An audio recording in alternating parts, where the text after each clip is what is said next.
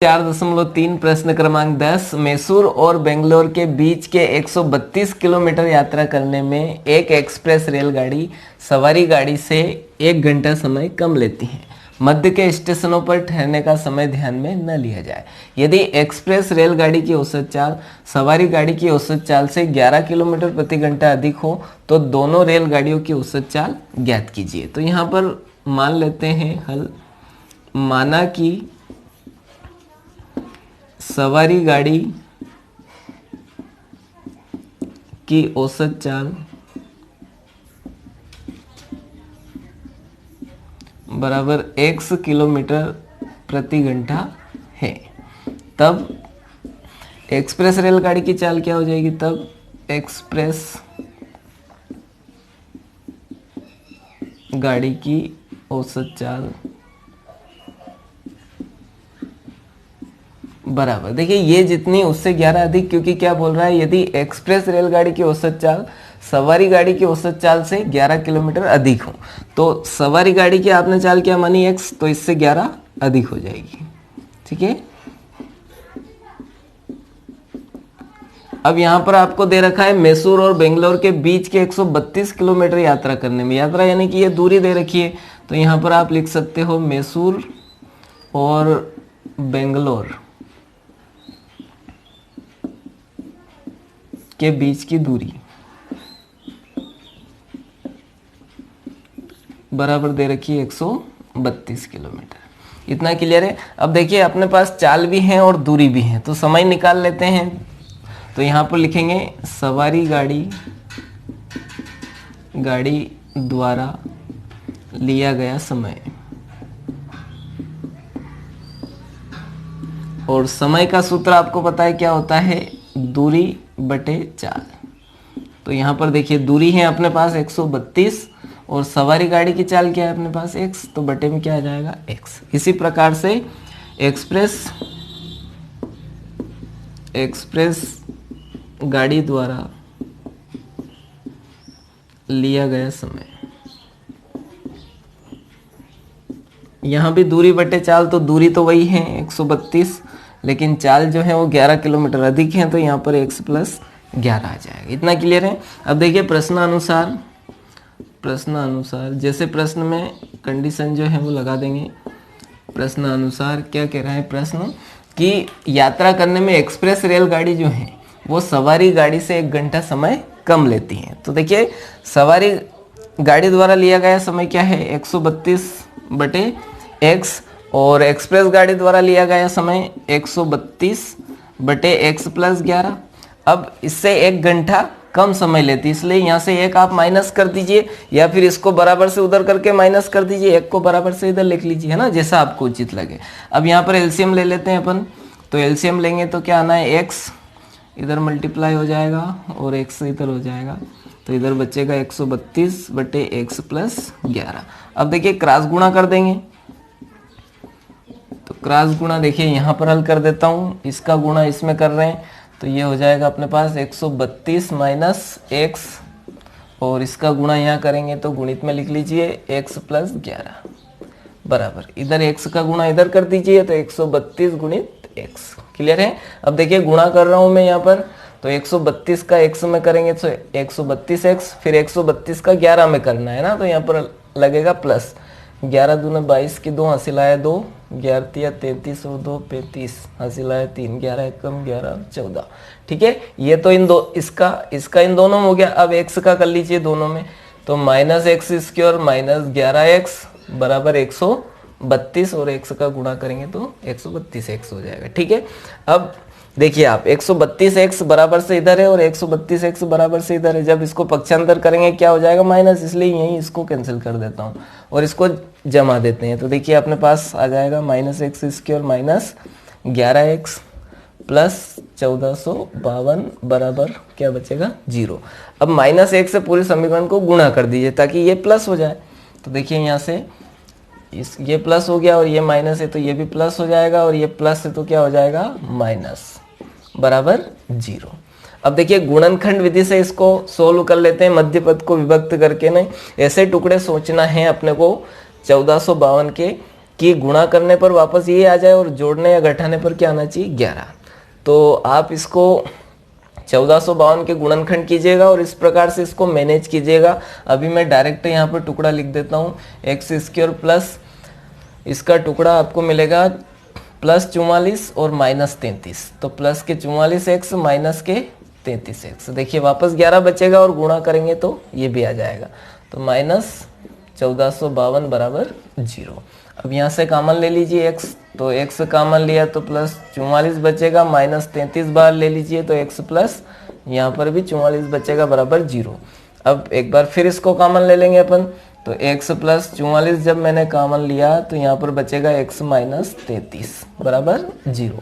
अब एक बार इसके बराबर 0 या इसके बराबर 0, तो x प्लस 44 बराबर 0 या x माइनस 33 बराबर 0, तो x बराबर माइनस 44 हो जाएगा और इधर x बराबर प्लस के 33 हो जाएंगे। अब देखिए चाल माइनस में तो रहती नहीं है, इसलिए ये मान तो संभव नहीं है, तो अपन यहाँ पर लिखेंगे अतः, देखिए यहाँ लिख दीजिए, आप पूरा लिखेगा, अतः सवारी गाड़ी की चाल x बराबर 33 किलोमीटर प्रति घंटा होगी और एक्सप्रेस गाड़ी की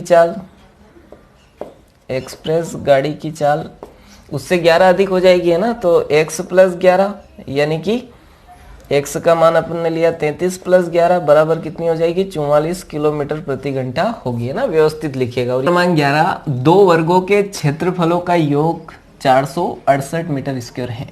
यदि उनके परिमापों का अंतर 24 मीटर हो तो दोनों वर्गों की भुजाएं ज्ञात कीजिए। अब देखिए दो वर्ग हैं अपने पास, ये मान लेते हैं कि ये कोई अपने पास दो वर्ग हैं, एक बड़ा और एक छोटा, ठीक है, और वर्ग में आपको पता है सभी भुजाएं क्या होती है, बराबर होती है। प्रश्न कह रहा है कि दो वर्गों के क्षेत्रफल, इनके जो क्षेत्रफल हैं इनका योग बराबर कितना दे रखा है आपको 468 मीटर स्क्वायर, ठीक है। आगे यदि इनके परिमापों का अंतर 24 है, परिमाप यानी इस भुजा की पूरी माप। अब देखिए अपने पास माप भुजा तो है नहीं, इसलिए भुजा मान लेते हैं, माना कि भुजा जो है वो x मीटर है और इसकी भुजा जो है वो y मीटर है, क्लियर है। तो परिमाप क्या हो जाएगी, देखिए x और x, तो ये 4x हो जाएगा और ये y और y, क्योंकि सभी भुजाएं क्या होती है वर्ग में बराबर होती है ना। तो यहाँ पर देखिए माना कि बड़े वर्ग की भुजा बराबर x मीटर है तथा छोटे वर्ग की भुजा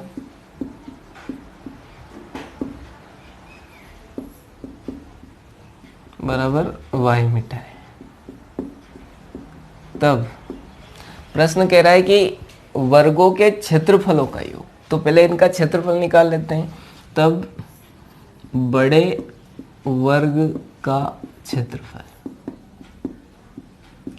बराबर, क्षेत्रफल का सूत्र आपको पता है, भुजा गुणित भुजा या भुजा का स्क्वायर।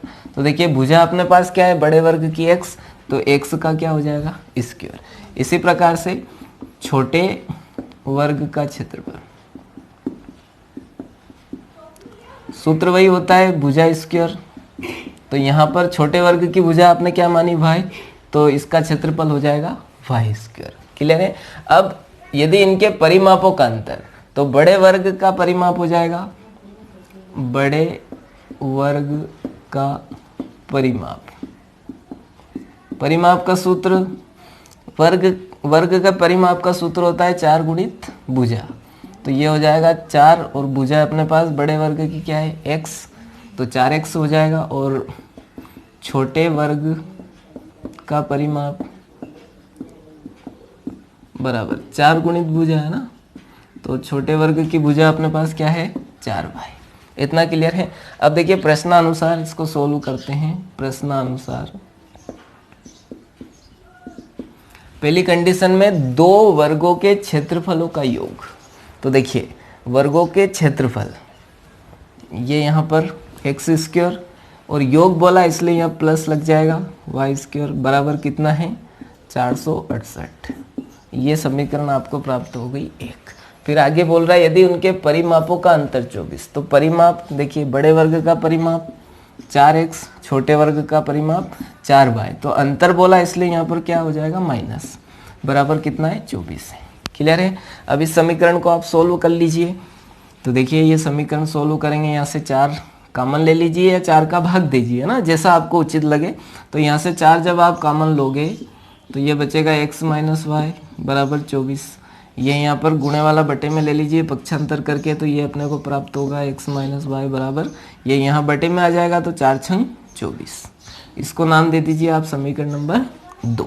क्लियर है। अब यहाँ समीकरण नंबर 2 का मान समीकरण नंबर 1 में रख लेते हैं अपन, क्योंकि अपने को द्विघात समीकरण बनाना है इसलिए। तो यहाँ से इसको सोल्व करके किसी भी एक का मान निकाल लीजिए आप। तो देखिए y का मान निकाल लेते हैं, x में बना लेते हैं। तो यहाँ से y का मान यदि आप निकालोगे तो y को इधर लेंगे, 6 को इधर लेंगे, तो यहाँ पर अपने को प्राप्त होगा y बराबर इसको इधर लिया तो प्लस हो जाएगा, ये उधर जाएगा तो माइनस हो जाएगा। ठीक है। तो ये आपको प्राप्त हो गया y का मान। इसको आप चाहो तो समीकरण नंबर 3 दे दीजिए, ताकि बाद में अपने को y का मान निकालना पड़ेगा तो यहाँ पर x का मान रखकर अपन y का मान निकाल सकते हैं। ठीक है। तो ये अपने को प्राप्त हो गई समीकरण नंबर 3। अब ये y का मान आप समीकरण नंबर 1 में रख दीजिए। तो यहाँ पर लिखेंगे y बराबर x माइनस 6 समीकरण नंबर 1 में रखने पर, तो 1 में रखेंगे तो देखिए यहाँ पर 1 में एक्स स्क्वायर प्लस y के स्थान पर x माइनस 6 का स्क्वायर है ना, ये y के स्थान पर y का मान लिख दिया, बराबर कितना है 468। अब देखिए इसको सूत्र से सोल्व करते हैं। आपको पता है a माइनस बी का होल स्क्वायर बराबर a square minus 2ab plus b square, ये वाला फार्मूला यहाँ पर लगा के इसको सोल्व कर रहे हैं। तो ये तो ऐसा कैसा लिख लेंगे, एक्स स्क्वायर प्लस ए स्क्वायर, तो एक्स स्क्वायर माइनस 2, ए के स्थान पर x, बी के स्थान पर 6 प्लस बी स्क्वायर यानी 6 का स्क्वायर है ना। फिर बराबर इधर क्या है 468। अब इसको सोल्व करते हैं। देखिए ये हो जाएगा 2x square minus 2 छंग 12x plus 6 का वर्ग यानी 6 6 36, और इसको पक्षांतर करके इधर ले लीजिए तो माइनस 468 इधर बचेगा बराबर 0। तो ये हो जाएगा आपके पास 2x स्क्वायर माइनस 12x, यहाँ पर घटा देते हैं माइनस, यहाँ पर 8 में से 6 कम किए तो 2, 6 में से 3 कम किए तो 3 और 4 बराबर 0। क्लियर है। अब देखिए 2 है, यहाँ से 2 कॉमन ले लीजिए या 2 का भाग दे दीजिए ना, जैसा उचित लगे आपको 2 से भाग दे दीजिए। तो भाग देंगे तो देखिए यहाँ हो जाएगा x square minus 2 छंग 12x minus 2 दूनी 4, 2 एकम 2, 2 छंग 12 बराबर 0। अब इसको वही गुणनखंड विधि से 216 को अपने को इस प्रकार मैनेज करना है कि गुणा करने पर वापस यही आ जाए और जोड़ने पर क्या आना चाहिए, जोड़ने या घटाने पर -6 आना चाहिए। ठीक है। तो ऐसा टुकड़ा जो है आप 216 के गुणनखंड करके ना इसको मैनेज कीजिएगा, है ना। मैं डायरेक्ट कर रहा हूँ समय के अभाव के कारण। तो देखिए यहाँ पर हो जाएगा एक्स स्क्वायर और यहाँ पर मैं ले रहा हूँ माइनस के 18x और प्लस के 12x। तो देखिए 18 में से 12 कम करेंगे वापस माइनस के 6 बचेंगे, और जब आप गुणा करोगे तो 216 भी आ जाएगा। तो माइनस 216 बराबर 0। यहाँ से x कॉमन ले लीजिए आप, तो x कॉमन लेंगे तो x माइनस 18 बचेगा, प्लस यहाँ से 12 बाहर ले लीजिए तो x माइनस 18 बचेगा बराबर 0। अब एक बार फिर इसको कॉमन लेते हैं। देखिए बाकी भाग यहाँ हल कर लेता हूँ। तो ये हो जाएगा x माइनस 18 कॉमन लिया अपन ने तो बचेगा x प्लस 12 बराबर 0। अब एक बार इसके बराबर 0 यानी x माइनस 18 बराबर 0 या x प्लस 12 बराबर 0। तो यहाँ से प्राप्त होगा आपको x बराबर 18 या x बराबर माइनस के 12। क्लियर है। अब देखिए माइनस वाला मान जो है वो अपन नहीं ले रहे हैं, यहाँ पर x बराबर 12 ले रहे हैं क्योंकि भुजा जो है वो माइनस में नहीं होगी। तो x बराबर क्या ले रहे हैं 18। तो अपने को भुजाएं निकालना थी, तो बड़े वर्ग की भुजा क्या हो जाएगी, बड़े वर्ग की भुजा x बराबर 18 मीटर, और छोटे वर्ग की भुजा निकालने के लिए x का मान कहाँ रख देते हैं अपन, समीकरण नंबर 3 में। तो यहाँ पर लिखेंगे समीकरण नंबर 3 में x बराबर 18 रखने पर, है ना, तो देखिए समीकरण नंबर 3 यहाँ पर है, तो y बराबर x माइनस 6 है ना। x के स्थान पर अपन कितना मान रख रहे हैं 18, तो ये आ जाएगा y बराबर 12। तो अतः छोटे वर्ग की भुजा, छोटे आखिरी में आप पूरा लिख दीजिएगा कि अतः बड़े वर्ग की भुजा 18 मीटर और छोटे वर्ग की भुजा बराबर 12 मीटर। ठीक है, यदि फिर भी इन प्रश्नों से संबंधित आपको कोई डाउट हो तो हमें कमेंट कीजिएगा, हम क्लियर करने का प्रयास करेंगे। आप सबका इतना कीमती समय देकर हमारे वीडियो देखने के लिए और शेयर करने के लिए बहुत बहुत धन्यवाद।